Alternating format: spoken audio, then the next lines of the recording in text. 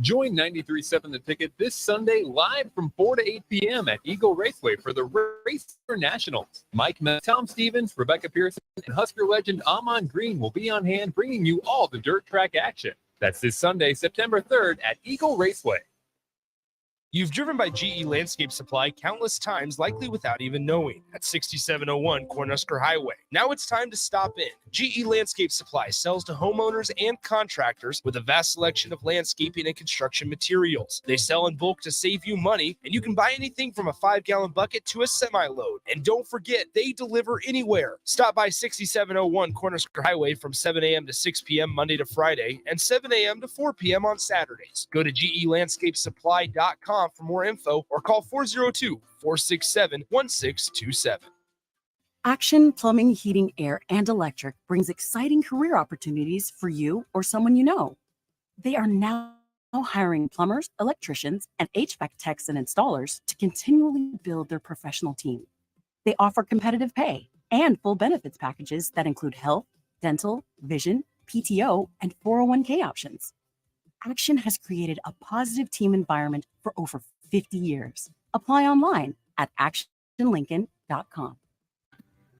Hey guys, Jake Sorensen here from Early Break. The garage door at our house has been needing replacement for a couple years, and a few months ago, we finally did something about it. Steve's Garage Door Services was great through the whole process in providing options and also going to the next level to get a door that was approved by our HOA. And best of all, the removal of the old door and installation of the new door was done smoothly with no issues. Call Steve's Garage Doors and Services today at 402-480-9462. Start your Sundays off right with Jeff and Nicole Essink on Fitness Fanatics. Jeff and Nicole discuss health and wellness, how to achieve fitness goals, and more through the life of gym owners and gym goers. It's Fitness Fanatics from 9 to 11 a.m. on Sundays on 93.7 The Ticket and theticketfm.com. H&H Roofing, established in 2015, is proud to serve the local area, which includes the tri-state area in Nebraska, Iowa, and South Dakota. H&H Roofing has a professional team that are licensed and bonded, GAF Master Certified Installers, and an insurance-preferred contractor that will work directly with your insurance company. Also a leading roofer, siding, and gutter specialist. H&H Roofing will service all residential, commercial, and agricultural needs. Go to HandHroofs.com for more information or call 402-359-2546. Vershawn Jackson for Brandt Excavating. Brandt's been in business for 29 years, and they specialize in a variety of things. If you're looking for someone to get the job done in precision demolition, excavating, trucking, mass grading, and site prep, Brandt is the place to call. To set up a quote or learn more, call Brandt Excavating at 402-474-4113 or go to BrandtExcavating.com. They're also hiring, so join the team today. Brandt Excavating, a part of the Bauer brand, who reminds you, go Big Brand! Get ready for an unforgettable night at Ignite Lincoln 15. On September 14th, Rococo Theater will come alive with captivating stories from diverse voices that inspire change and spark connection. You'll hear from 12 passionate speakers, including our 5 nonprofit finalists, who are making a real impact. Be part of this remarkable event that celebrates the power of storytelling. Secure your spot now by purchasing tickets at ignitelincoln.org and join us in creating a brighter future together. Don't miss your chance to experience Ignite Lincoln 15, a night of inspiration, community, and possibility. This is the Happy Hour. You guys going to happy hour? Coming at you live from the heart of Lincoln, America. Yeah, I'll come for a couple. Here are your hosts, Nick Sainert. I want to know what it's like to commit a crime without having to spend time in jail.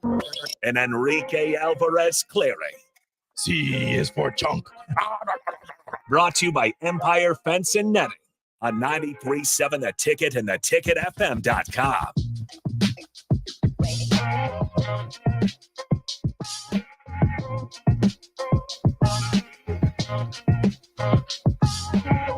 Yep, no pump up intro today on the happy hour. We might just have to play that first half of the intro because that's what everybody's feeling. Welcome in. Happy Friday. We have made it to the weekend. Darkness, my old friend. It is close to the weekend. We are just a couple hours away from heading home. Programming note, as we do every Friday, we'll have some high school football for you guys this evening, 7 p.m. kickoff, 6:40 pregame. Myself and the Husker Hall of Famer Jay Foreman from Seacrest Field as Lincoln Southeast plays Lincoln East. So we'll have that for you guys 7 p.m. tonight. As always, 402-464-5685, the Honda of Lincoln hotline, and the Starter Heyman text line are both open for you guys the entire show today on this day of therapy and recovery, if you will, from Nebraska's 13-10 loss at the hands of the Minnesota Golden Gophers. I had a thought this morning. Nick Sainer and Rico. Hello, Rico. Hello. What's your thought? I had a thought this morning. Everybody always does doom and gloom and tell me the worst thing that happened during the game. Tell me why, this, and everybody wants to give their bad opinions. I want to start a segment after games. Say something nice. I don't know. I think it's tough. Say something nice. I think it's tough. Just a quick, 3-minute thing. Just text in 402-464-5685. Say something nice. Say something. What positive thing did you take away from this game? Okay, that we can do that because say something nice. There are some positives before we get into the nitty-gritty parts of it. As always, 402-464-5685, the Honda of Lincoln hotline, and the Starter Heyman text line are both open for you guys, as well as the Starter Heyman Jewelers live video stream, Facebook, YouTube, Twitch, Twitter, and on Allo channel 951 as well. We want to hear your guys' thoughts the entire show here. So once again, if you want to give us a call, feel free. We already got a couple people chiming in. So how about that? Nice. Rico's just all about kindness here today on a Friday. I'm trying to be positive. Aaron says the unhappy hour. No, that's not the case at all. We're in a good mood. We're fine. It's just disappointing because your mind instantly goes to, man, what if? What would Lincoln have looked like, and what would the mood be if Nebraska was able to hold on yesterday? But instead, they unfortunately allow 10 points in the final 2 minutes of the game, and Nebraska is where they are. A lot of people on the text line are saying special teams. Looked good. And I agree with that, right? I think when you look at the way Nebraska bounced back after after a really disappointing drive going into the locker room at halftime, the way they came out, and I think I know me and Jay talked about it on the A1 Automotive Ticket Tailgate pregame show. I'm sure you guys talked about it in whatever combination of Terrell, Rico, DPE, whatever combination. There's ways to take control of a game, and Nebraska was able to do that on special teams to coming out of the locker room, right? One of the greatest ways to take the wind out of sails in a road environment is with a special teams play. And we saw it right in the start of the third quarter with a 65-yard touch, 65-yard return by Ramir Johnson. I'm pretty sure me and you talked about that yesterday about special teams and where we thought the longest punt return or kick return was going to be returned to. We both said we're thinking it's going to be close to the 50, which that's what Ramir Johnson's was. It was a breakdown in coverage on the kickoff team by Minnesota, and Ramir Johnson was able to take advantage. If he's able to hurdle that guy, I have faith that he gets past the kicker and maybe takes that back for 6. But either way, it was a really great play that then led to Nebraska's only touchdown of the game on a weird trick play. But to me, the most positive thing that I'm taking away from this is that even if you want to say Minnesota isn't a good team, they don't have a good offense, whatever, Nebraska's defense looked good. Yeah, it did. Sure, there were some breakdowns, but there's breakdowns. Everybody has breakdowns. The great Georgia defense last year had breakdowns every once in a while. It happens. But overall, I think Nebraska's defense did a fantastic job of limiting Minnesota to what they could get, only 55 yards rushing, under 200 yards passing from a team that ended up passing the ball a lot more than they thought they would. And a lot of gang tackling. That was something that we had talked about, and Farley had talked about yesterday on the pregame show. Gang tackling, getting bodies, getting hats to the ball. Nebraska did a great job of that. I had faith in the secondary, and outside of a double move that got Malcolm Hartzog, even though he should have stayed on the outside shoulder, they did a great job of keeping Minnesota's receivers in front of them. Again, a couple of breakdowns, but I think they did a great job. Now, a little negative there is, and this isn't on them, this is how they line up, this is what they're told to do, way too much cushion on the receivers. Way too much cushion. Well, and part of that does gets affected when you're able to involve the tight end a lot. Think back. I mean, Minnesota, they used Brevin. We talked about him quite often. Brevin Spann-Ford is one of the best tight ends in the conference coming into the season here. It takes like 3 people to bring him down. And it does. And he has a really good game both in the blocking and pass catching game. Now, one thing about Brevin Spanford, he was real active on the Gophers' first possession of the game, and then was relatively quiet up until the last possession of the game for Minnesota when they came down and walked off with a field goal. Now, I think what's interesting is Nebraska could have done the same thing and done it probably a little bit better than Minnesota did. And what I mean by better is getting the ball to their tight ends, right? We know that Corey Crooms, the Western Michigan transfer, was really active for Minnesota. Yeah.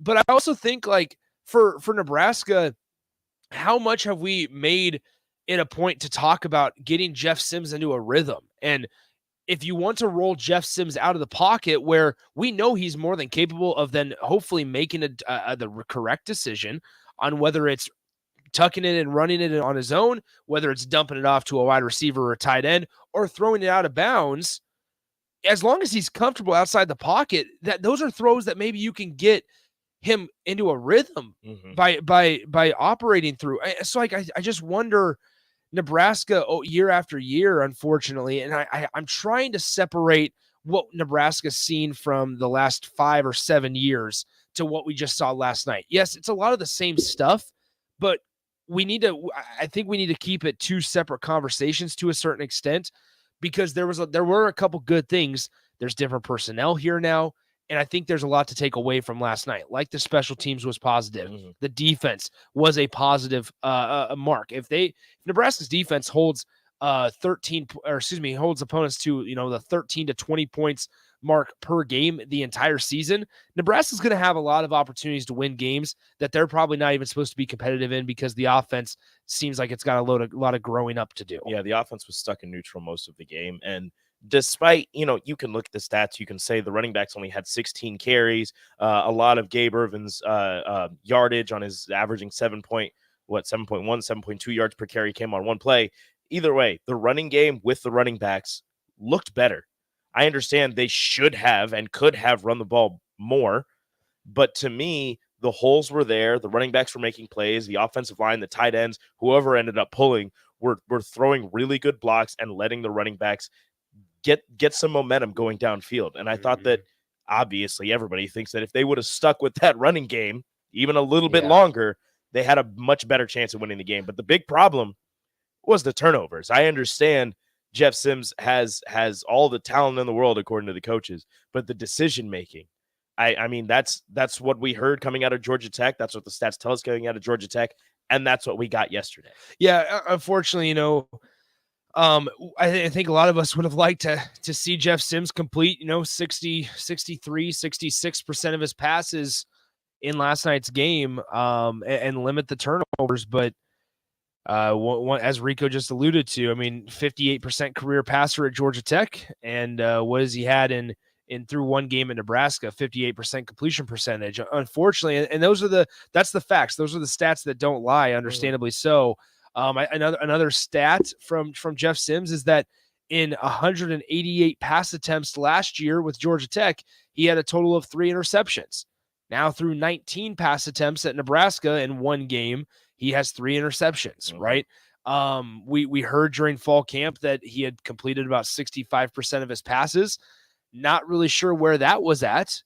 I'm not sure if there was nerves in that in last night's game, but just some of the decision making and the choices on what to do with the football really, really frustrating from a fan's perspective, because you sit there, and obviously we get the benefit of replay, we get the benefit of slowing the game down and looking at it frame by frame with when we're watching it on television. We get the all 22 camera, we can see everything. He's got his view, and they don't. But then that means that those guys got to be better prepared than we are watching the game. They need to watch the film and make sure they're paying attention to what's going on. So it is frustrating. And we'll dive deep into this. Let's go head to the Honda of Lincoln hotline, 402-464-5685, the Honda of Lincoln hotline, the Starter Heyman text line. We're joined by Bob. Bob, what's on your mind today, man?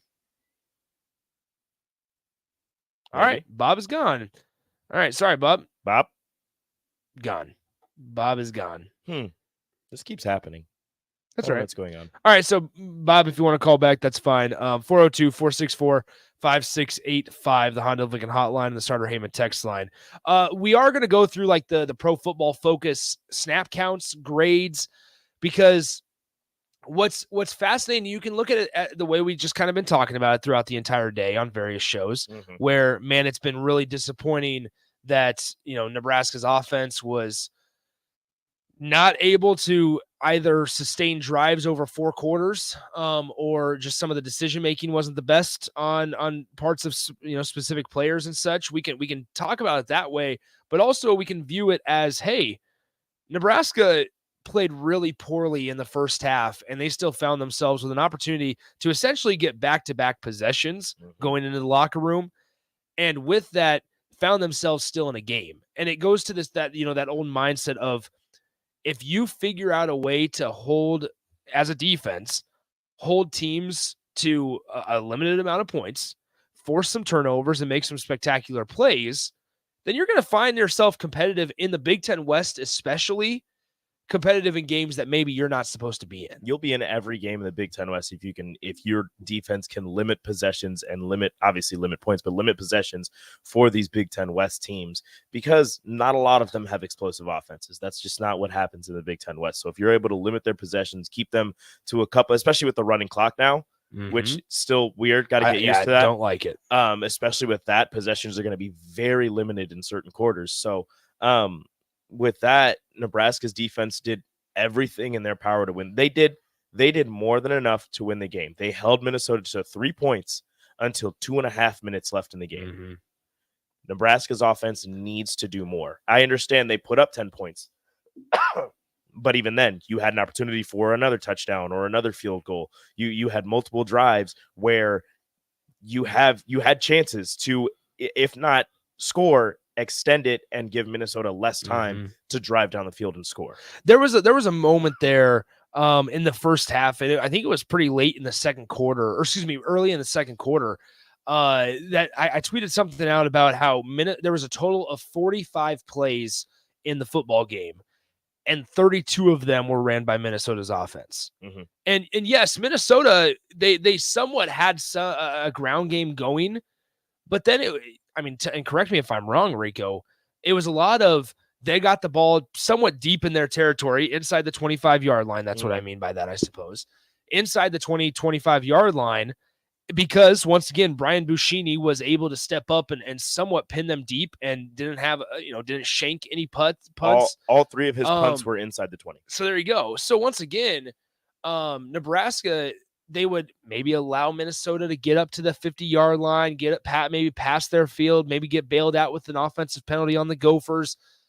And I don't want to say this bend don't break kind of mentality, because that's how Nebraska's operated in the past couple of years under former defensive coordinator Eric Shenander, but understanding that Nebraska's defense was asked to do a lot, specifically in the first half yesterday. And then they continued and carried that over off of maybe the spark that was provided by the offense in the second half. But man, that Nebraska defense, it doesn't do a whole lot. And this is where Nebraska's offense needs to step up. They need to find more playmakers, whether it's a wide receiver, whether it's a running back, whatever it may be. And mainly I'm saying something other than the Jeff Sims running game. They need to find, because it's not necessarily sustainable. And if you are on the field for less than a minute and a half, or even at times last night, less than a minute on offense, and you're saying, all right, defense, get right back out there. We need you. Thanks for getting us on the field, but we need you back on the field now. We didn't actually want to be on the field. At times, it's a lot to ask, especially when you're going to be playing teams that maybe move a little quicker, that are much more talented than Minnesota down the road. Now, with that being said, it is only game 1, and you got plenty of games ahead of you. Don't go too crazy just yet. Don't go too wild and don't have too much sadness or anger or angst. It's game 1. Everybody's still getting used to each other. You can, they had all this practice time together, but this is the first time they've gone against an opponent that's not them. This is the first time they're seeing somebody. This is the first time the defense sees somebody that's not Jeff Sims. This is the first time the offense sees defensive linemen that aren't Nash, Ty, Cam, Blaze. Like this is the first time that they've gone against somebody not wearing the exact same colors as them, just in, opposite order. So it's game one. They did a decent job. It's year one under the new regime. It sucks. You haven't beat Minnesota in your last 5 tries, but you can move forward. You can get better. Mm-hmm. Let's go to the Honda of Lincoln hotline. We got William on the line now. William, thanks for being patient, man. What's on your mind? Holy smokes. What's going on with our phones? I don't know. All right. It's turned up. All right. Sorry, William. Call back. Yeah, we got to figure that out. The next person that calls back, I'm just going to bring him straight on. On. Yeah, we're going to see what happens. So, all right, cool. So call in. Don't be mean. Don't say any cuss words, because I'm going to bring you straight on. So anyway, 402-464-5685. Apologize to William and Bob as well. Here we go. All right, 93.7 The Ticket. This is you're on the happy hour. Who's this? It's Bob. Hey, Bob. Hey, Bob. What's up? Well,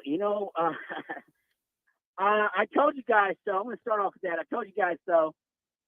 Everybody thought I was crazy. About what? What'd you tell us? I told y'all that over 90,000 people, we could be setting a record for volleyball, and everybody thought I was crazy. I don't know, Bob. They 2003. Bob, they announced that over 91,000 were going to be there. So, and that's how many tickets were sold. Before they even did that. Oh, okay. This was before they did that. This is when I first got my ticket. I got you. When I first got my ticket, I was like 5th in line. I got you. And when I called up you guys and said, don't be surprised, over 90,000, let's just set a record, and everybody thought I was crazy. 60,000, maybe 60,000, but no 90,000, 92.3. Gotcha. There you go, Bob. Congratulations. Hey, you got anything else, man? Yeah. Second of all, the offensive line did not lose that game for us. We got over 5 yards of carry, average. Wow. Offensive line didn't lose that for us.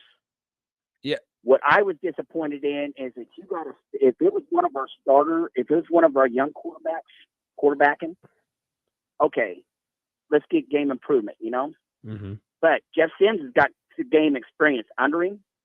What are you doing? 3 picks, 2 of them, when you need to take care of the ball. Yeah. Well, I appreciate. That's what lost the game. That's what I lost the game. That's what I was really upset with. Is his play. I got you. All right, thanks, Bob. Thanks, Bob. Appreciate the phone call. Bob, he was right about Husker volleyball, 90 plus thousand. Okay, so I want to be careful waving around the fact that Nebraska had a certain amount of yards per carry, right? Because you have to understand that 91 of those yards came from Jeff Sims. You need to or I should say, 91 net. Gained 117 lots because they count the sacks. Yeah, exactly. So, which is dumb. Yes, Nebraska as a team, Bob is right, averaged 4.9 per carry. Now, that's if you want to use this average, then it's even more infuriating that Nebraska, when they got the ball back with 12 minutes left in the game, or with a couple minutes left in the third quarter, and on a drive that would transfer over and continue on to the fourth quarter, you didn't run it more. Mm-hmm. And I'm not talking run it more with Jeff Sims. I'm talking run it more with a traditional running back. With Gabe Irvin. Most notably Gabe Irvin. With your starter. Or even Ramir Johnson, right? Anthony Grant led one carry. Anthony Grant led the way with 9 carries last night for 27 yards total. Gabe Irvin, 7 carries for 55. Now there's a long of a 27-yard carry in there for Gabe Irvin on that drive that ended the third quarter. By the way, that drive that ended the third quarter, it's the one that ended in a Nebraska field goal by Tristan Alvano. Nebraska started that possession on 8 of 9 plays. 8 of their first 9 plays were running plays. And they got all the way down to the Minnesota 8-yard line. And they had it and eventually stalled out, and they had to get a field goal. Mm-hmm. They also, when they got inside the 10, passed it twice. So that's where, once again, it's frustrating because as somebody that was watching the game last night and kind of understanding the strengths of this team to some extent, you don't necessarily have a giant red zone threat on the perimeter. You have a Nate Borkacher, absolutely, maybe even a Thomas Fidone at times. Heinrich Harburg, I suppose, as well. That was but I don't know about pleasant surprise, but it was a surprise. So basically, though, what I'm getting at is that your passing game was not necessarily your strength last night. Yeah, that's not stretching it. Yeah. So when you understand the way the game is flowing, and then you also got to the 8-yard line of Minnesota by running the ball a heavy amount on your drive in a time where, once again, reading the game flow and the ebbs and flows of the game going on, Minnesota had no confidence. Minnesota had no motivation. And something that Jay said on the post-game show last night that kind of made me realize this is that when you got down there, and there were multiple situations along these lines, but basically when you got down into that inside the 10-yard line and you'd passed it, right? That's telling Minnesota, oh, they don't think they can run on us. They don't think they can run on us when it's short yardage situations like this. It's so weird. And so once again, it's disappointing because we've heard all year long and all off season, I mean, when I say that, about how Nebraska wants to control the line of scrimmage. Nebraska wants to step on the throat of opponents when they have an opportunity. Well, Nebraska fortunately had enough opportunities last night to step on a throat. And they started it on that drive when they're up 7-3. That could have been the drive that we always talk about against the Wisconsin, against an Iowa, what Minnesota used to do with Mohamed Ibrahim, the death drive, the drive where Nebraska has a chance and you're feeling like, you know what, maybe they can do something. All they need to do is stop them on this drive.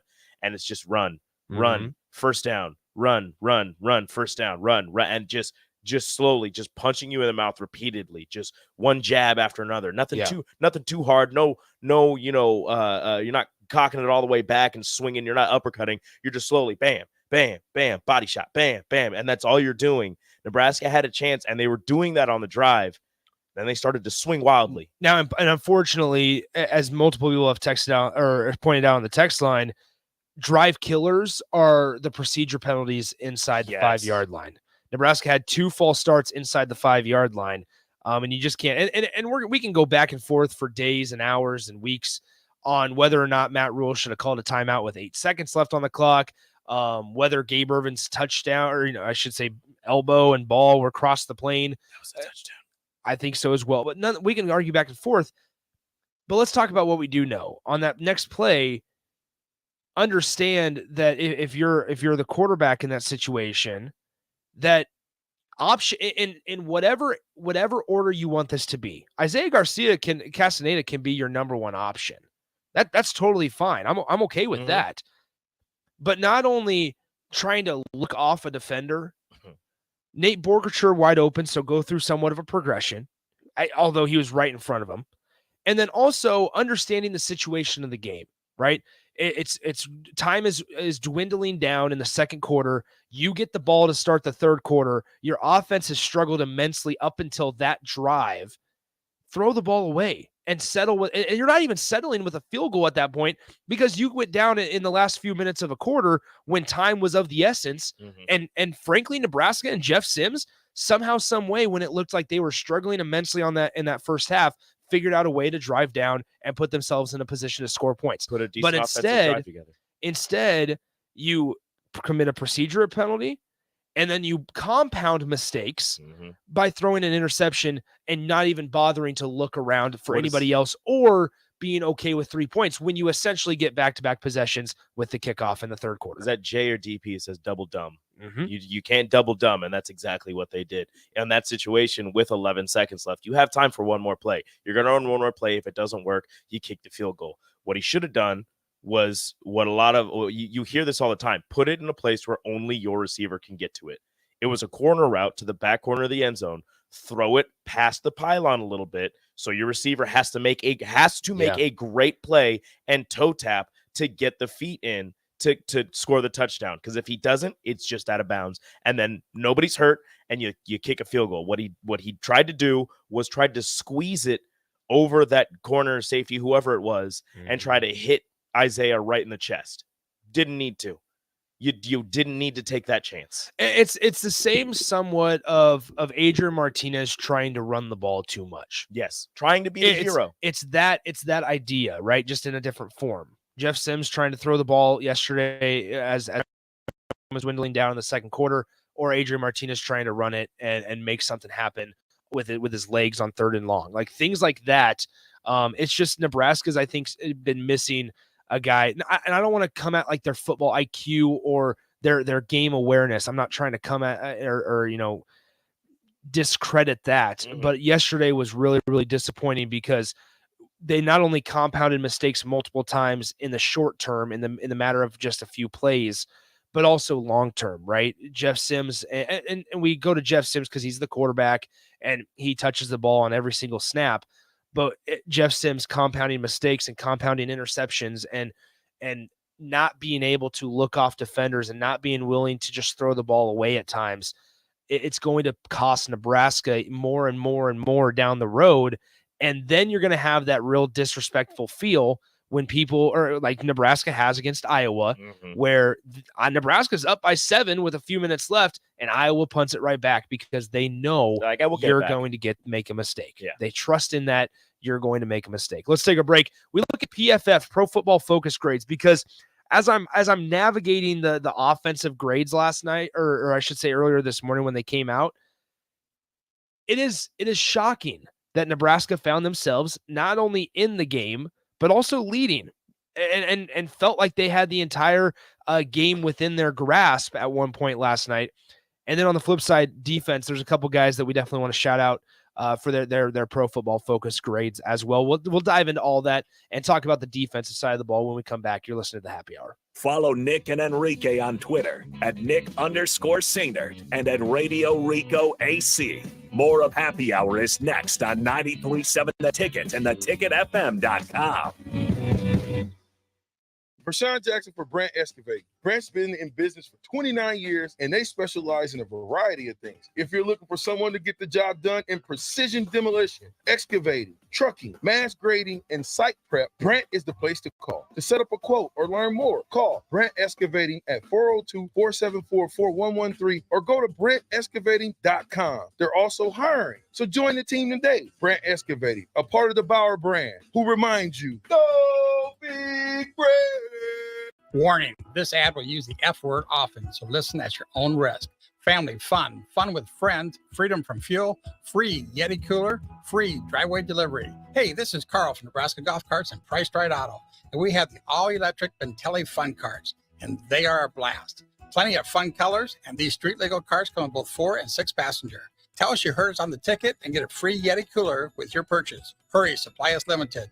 Check them out at 1235 West O in Lincoln or NebraskaGolfCarts.com. Hey, Mike, I heard the Finish Line is going to be broadcasting live from Eagle Raceway on September 3rd. Yes, we will. We are going to do a pre-race finish line from 4 until 5. Then Tom and I jump on and do Husker Rewind from 5 until 7. Rebecca joins me again, and we're going to do another hour of TFL from 7 to 8.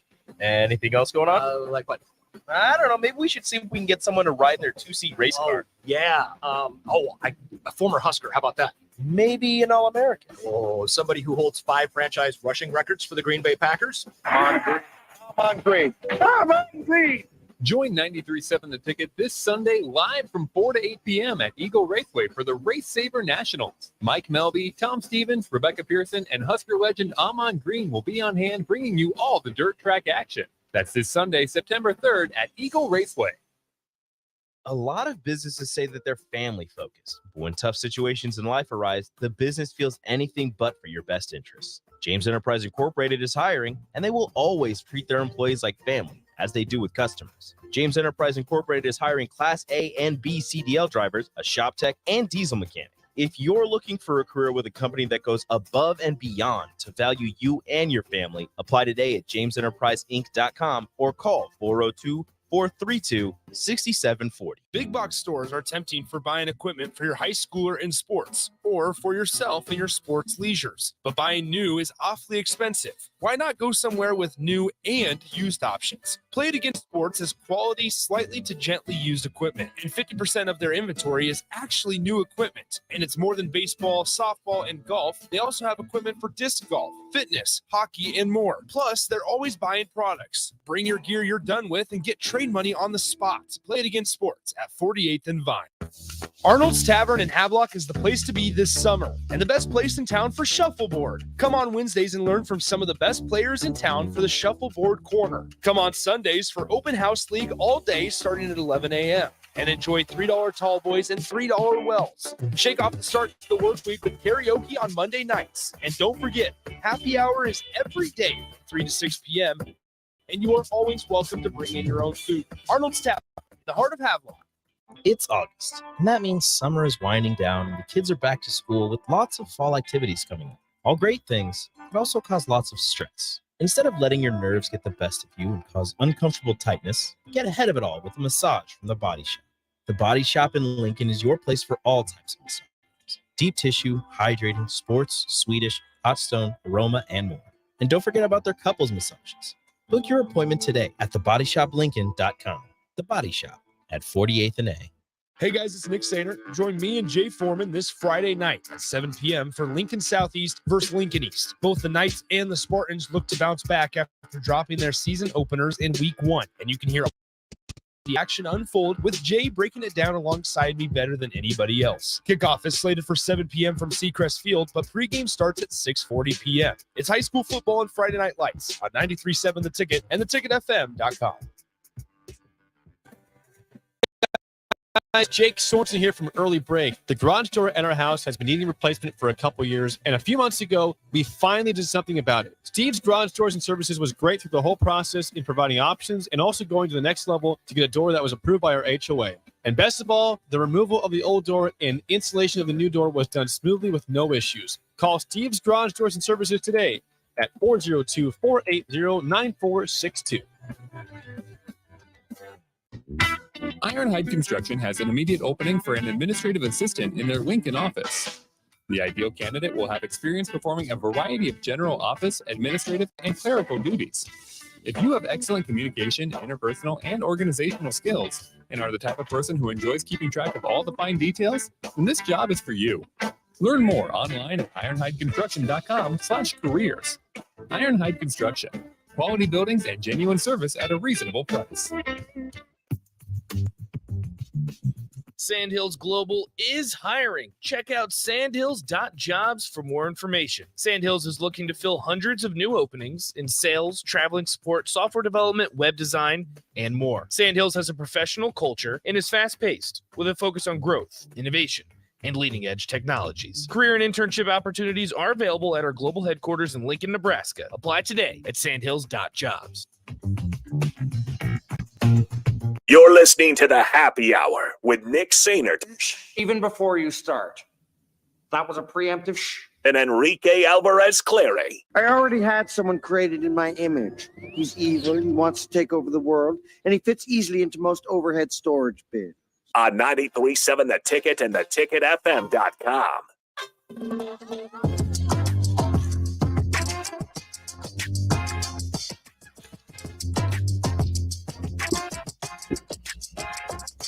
Welcome back into the Happy Hour, 93.7 The Ticket, theticketfm.com. Nick and Rico with you guys as usual. 402-464-5685. The Honda of Lincoln hotline and the Starter Heyman text line are both open for you guys. Let's talk a little Pro Football Focus reports here, because these are always interesting to see where these guys would grade according to NFL standards, I suppose. And so they do it for both offense and defense. One thing I do want to say about the defense that was a sight for sore eyes is that you could tell that they were getting some good hits on Minnesota. They were getting some pressure on Minnesota. They were getting their licks back. Right. In some instances, late in the third quarter. Now, obviously, this was when Minnesota had zero momentum. But Ethan Kaliak-Manis was getting some happy feet back in the pocket. Multiple passes were being dropped with nobody necessarily within a few yards of the intended receivers.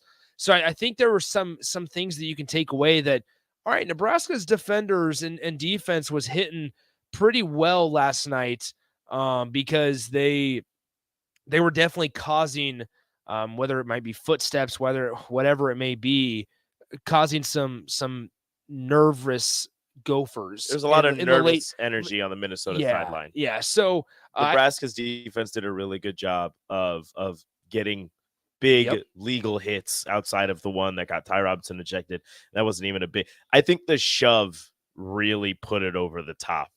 Like, I understand he dipped his head. It was one of those things where he, like, I don't understand why he dipped his head, but he dips his head and goes face mask to face mask with Cadillac Manis, and then goes over the top and shoves him to the ground. It's like, what are you doing?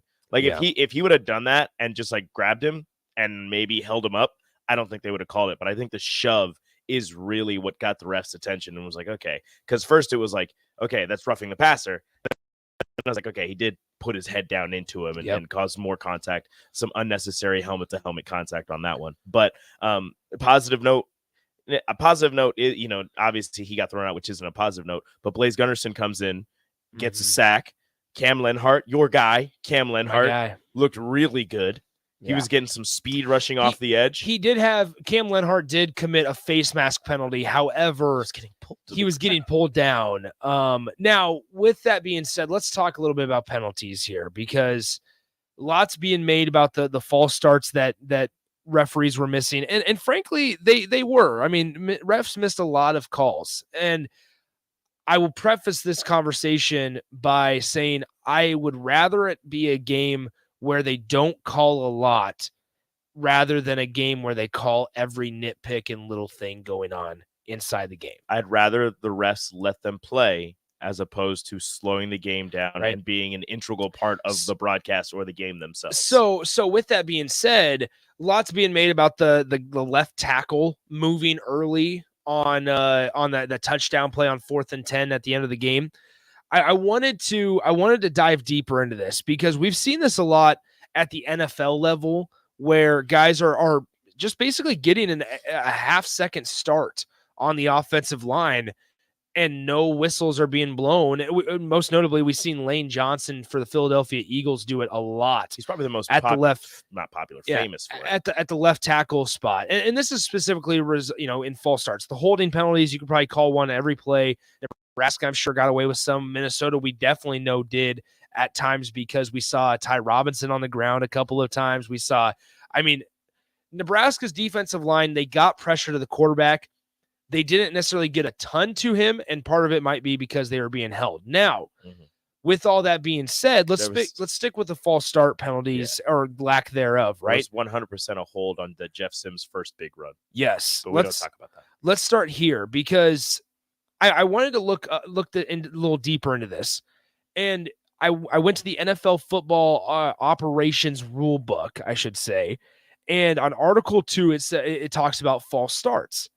Now, here's a point where it's real interesting here. It is a false start if a lineman from tackle to tackle takes or simulates a 3-point stance and then changes his position or moves the hand that is on the ground. Now, here's the kicker. A lineman who is in a 2-point stance is permitted to reset in a 3-point stance or change his position, provided that he comes to a complete stop prior to the snap. If he does not come to a complete stop prior to the snap, then it is a false start. Now, you can argue that the left tackle did not come to a complete stop before the snap, and I would say you're absolutely correct. Yeah, I don't think there's any arguing. It's just true. There's no argument against it. However, we've seen it to where the left – now, obviously, this is from the NFL operations rule book. And so what it allows it to do is with their back foot, the tackles are allowed to basically do a drop step, a kickback, a kick step, whatever terminology or term you want to label it as. They are able to basically move their back foot if they are in a 2-point stance prior to the ball being snapped, and it is not a false start. Once again, this is by rule from NFL Operations Rulebook and on their website. So with that being said, if this is now starting to creep into college football, the same way that it's crept into NFL guys getting, training for this and developing this as a skill to where you're getting a 1/10 of a second better of a jump off the ball or prior to the snap even than maybe the defender, you're going to have that upper hand. So with that being said and taking this into account, I suppose by rule, it might not have been a false start. Did it look awkward? Did it look egregious? Probably, yeah. Yeah, and did the referees miss a lot of calls? Yes. Yeah, both sides. On both sides. But once again, from at least the NFL operations rule book, that once again, if a lineman is in a 2-point stance, which he was, they are permitted to reset and change his position. And basically a kick step is changing your position. So now we're starting to see it where if this is creeping into the college game, where they'll work on that as a technique in practice to improve timing, to really get a good jump off the ball, because obviously it's going to look awkward if they kick step and the ball's not snapped and they're sitting there basically not square to the defender. Like it's going to be hard to train that or to get ready for that, because you're going to have to be on the same page as your center, where you kick back, center snaps it half a second or a second after you do that, because you're going to have to be on, perfect timing and able to, in order for you to get that extra advantage over a defensive end or an outside linebacker. And maybe you see that especially when you're facing those NFL level outside linebackers and defensive ends that are really good at getting pressures. You want to get every advantage you can.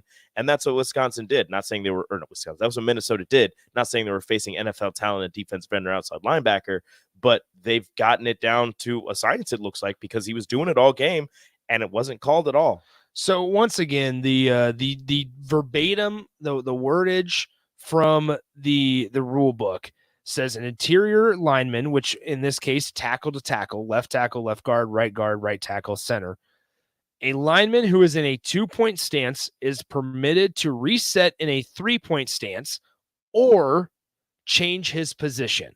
So it's not like they have to go into a 3-point stance. You're never going to see a tackle in a 3-point stance. So once again, here they are, they're allowed to change their position as long as they don't start in a 3-point stance. If you start in a 3-point stance and then you move your hand, that's a false start, as we've seen before. Technically, even with that rule, technically it's still a false start.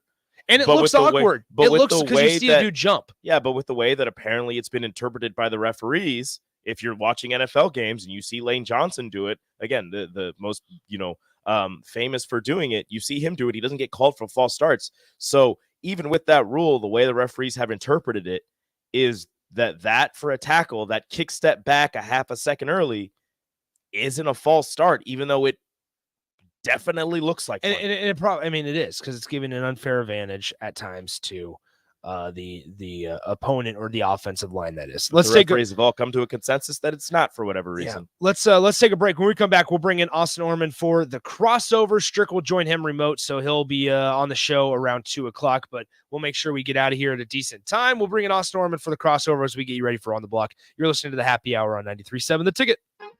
Download our app by searching 93.7 The Ticket in your app store to stay in touch and listen all day long wherever you are. More of the Happy Hour is next on 93.7 The Ticket and theticketfm.com.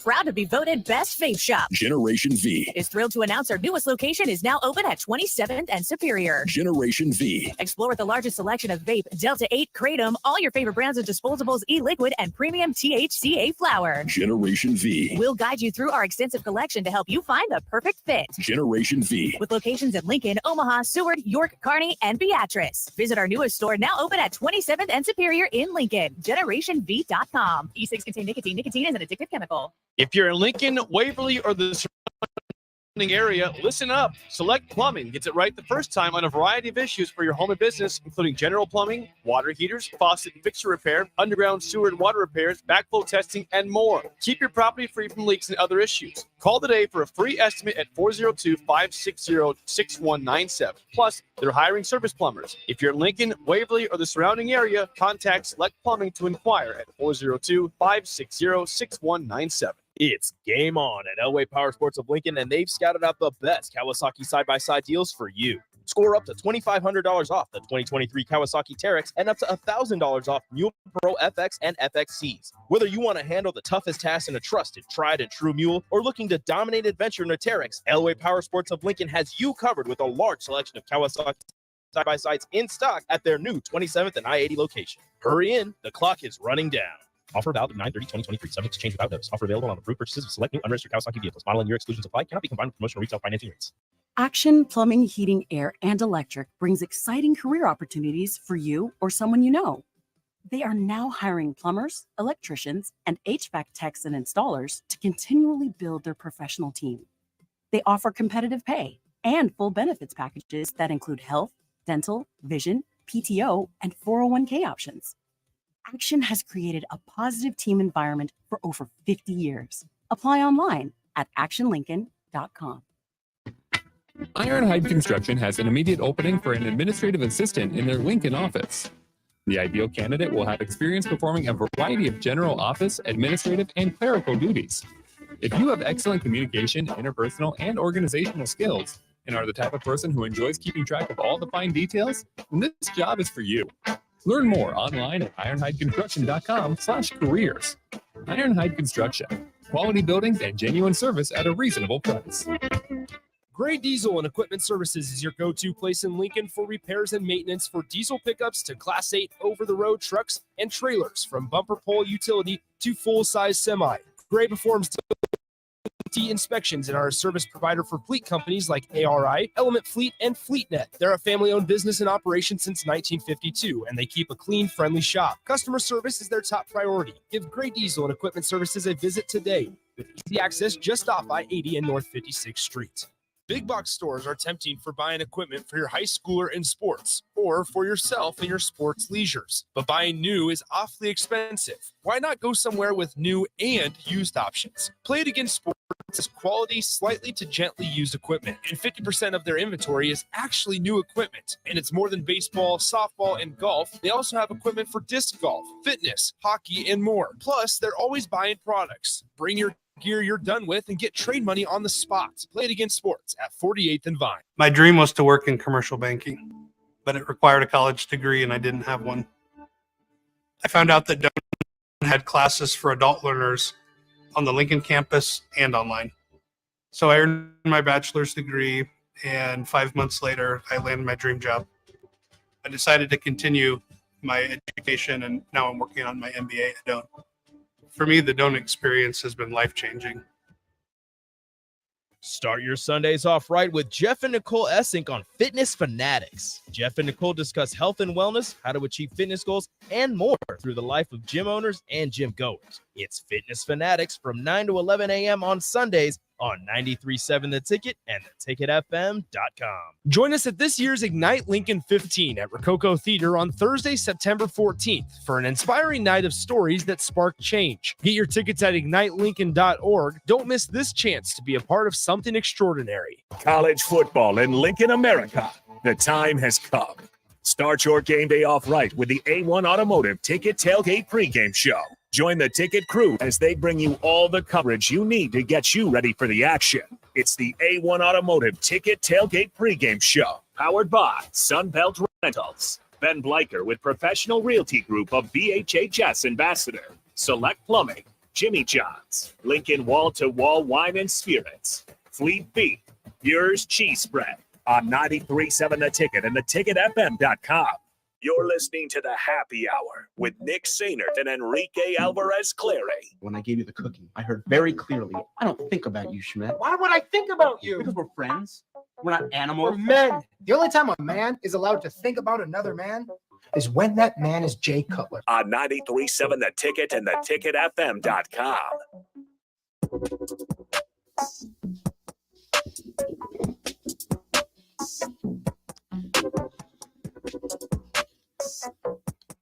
Welcome back into the Happy Hour, 93.7 The Ticket, theticketfm.com. It's time to open up the quad box as we are joined by Eric Strickland on the Starter Heyman Jewelers live video stream, Facebook, YouTube, Twitch, and Twitter. Stricky, how's it crack-a-lacking? Hey, it was a lot of frustration. That's how it was crack-a-lacking. I almost wanted to throw something at the TV once again. You look like you were crying, Stricky. I actually feel bad for the fans because once again, we're in a great position and then we have a here we go again moment. And I'm hoping it doesn't, because there were some great positives. We'll get into some of those on the show, but there were some tremendous positives on what happened last night. We definitely want to make sure we highlight that. But ultimately, I'm doing good, man. It's sunny. The storm has passed on. I'm out here in Orlando, so the storm has moved on, and so I'm getting a little more sun. It's very muggy, but hey, it's pretty good other than last night. Yeah, you look tan. Yeah, look succulent. Austin, what the hell? Okay. I needed a laugh like that after Nebraska loses 13-10. Guys, let's go over the Pro Football Focus grades really quickly here. Just highlighting a couple of them, because the way that they're categorized according to Pro Football Focus is if they are graded between a 0 and a 59, they are replaceable. 60 and 69 is a backup. Starter is 70 to 84. I can tell you right now, that's all you need to know about Nebraska. Okay, so here you are. What's higher? Pro Bowl and elite. All right. Elite. That's where Matt Rule wants to be. That's where And Matt Rule not wants to be. Eli Manning elite. Exactly. Or Joe Flacco. Just Joe Flacco. Right. Hey, Joe Flacco earned that contract. Anyway, so really quickly here. Here are the grades for. Let's start with the offense first. Okay, right. Let's get this one out of the way. Jeff Sims performed at a 52, which is replaceable. Mm-hmm. Okay. Running backs, Gabe Irvin came in at your highest rated running back with a 69.7 grade, which is a backup, which is listed as a backup necessarily. If he would have got more carries, it would have been higher. Yep. Ramir Johnson graded at a 54, and Anthony Grant graded at a 49. Wow, it's almost like that's the order that they should be used in. Interestingly enough. Wide receiver, your highest graded wide receiver was Alex Bullock. I'm sure the touchdown had a factor in that. Hey, that's separation. Yes, of course. Do you think good thing they don't fair catch kickoffs? Yeah. The tight ends, your highest rated tight end was Thomas Fedoni at 54. He played 30. He played 39 snaps, where Nate Borkature played just 28. Nate Borkature had graded in the run game. Nate Borkature graded at a 66, which is interesting. Hey, listen, Nate Borkature, real quick, man. Did you see the one-handed grab? Snag. Yo, watch out now. I mean, he one-handed that and pulled it tight. I think I don't know. I think he's getting a disservice, but go ahead. So broken the tackle. And then to round things out, offensive line. Your highest graded offensive lineman was Ben Scott. I already knew that. There you go, Strick. You got it. Ben Scott. Ben Scott at a 63. Strick is PFF. Ben Scott, Ethan Piper, Turner Corcoran, Bryce Benhart all played 56 snaps. Nuri Nuili played 45, and Henry Latovsky played 11. Your highest rated, once again, was Ben Scott at 63. Turner Corcoran was your lowest at 42. So there's your offense.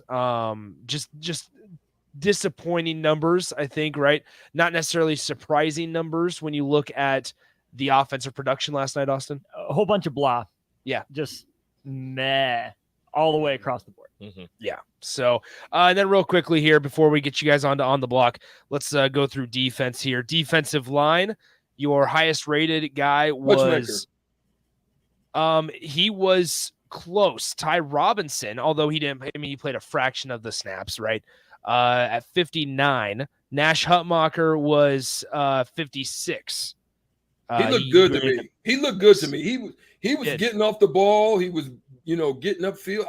I thought he did perform better to me, but Nash was drawing double teams, which is really all I wanted him to do, and he was doing a really good job of that. He was getting some good push. He drew a double team and he drew a no team. Yes, I'm so confused as to what the scheme was there. I'm like, it's a good thing though that he got the sack, right? Because on tackling, they break some of these grades up into run defense, tackling, pass rush, and overall.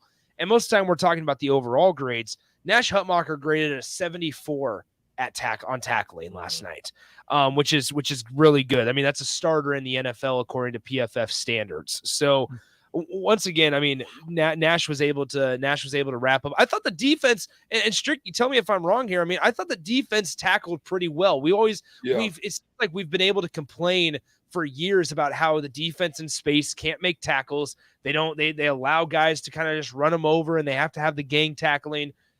It feels like they didn't need that as much last night. Other than early on a stop route on the outside where the guy spun out on him, and you've got to. Well, there was two situations. One where the guy, I don't know which one it was because I really had distance from the TV, so I can't remember which DB it was. But DB reaches the ball instead of going for the tackle, which allowed them to get a first down. The other one was a catch and a spin out by the receiver, which you got to go make that tackle in order to make get off the field. I thought they didn't do as good a job of getting off the field in the first quarter as they did in the second. And then also, in the third quarter, they did a great job of getting off the field. But I thought they gang tackled well. I thought they swarmed well. And I thought on one-on-one matchups, they did a good job. And didn't allow a lot of push from the Minnesota offensive line. And we'll talk about this next hour. Austin, I said they wouldn't get 150 yards rushing either. They barely got regular 50, let alone 150. Exactly. Yeah, you're absolutely right. Now here's where Nebraska fans can take pride in, and Nebraska's defense, especially right when it comes to PFF grades.